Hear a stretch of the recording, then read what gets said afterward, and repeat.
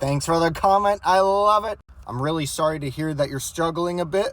Let's work through these variables and determine what you could do. First and foremost, if you own a home, I would consider the last resort is selling. Okay, so let's come up with some creative ideas to see if you can actually keep your home. The first thing that comes to mind is, what's your living situation? Do you potentially have a bedroom that you don't use or necessarily need? Are you living there alone? Do you have kids? Do you have a wife? Do you have a spouse of any kind? Because if you have a room that you could potentially rent out for $400, $500, $600, $700 a month, that might help out a ton. Now, I get it. Renting out a room isn't no walk in the park. There's a lot of pros and cons with doing that, but at least you're still building up equity. You're still paying your mortgage if you have a mortgage, and that could allow you to keep your property.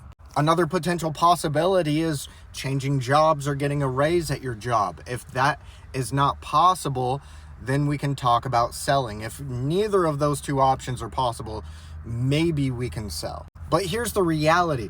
If you can't afford your current home and you go to sell with interest rates right now, it may actually hurt your monthly payment. It depends.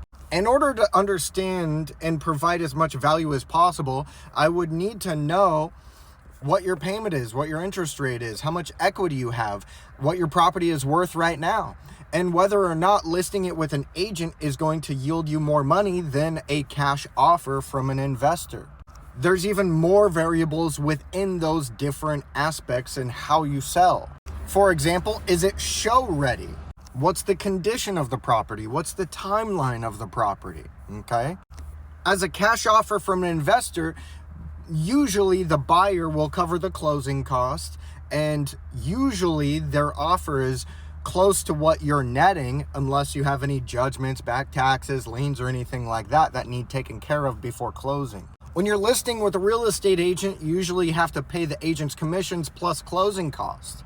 So depending on the equity and the price point, it might be a wash. You might make a little more, you might make a little less in either direction.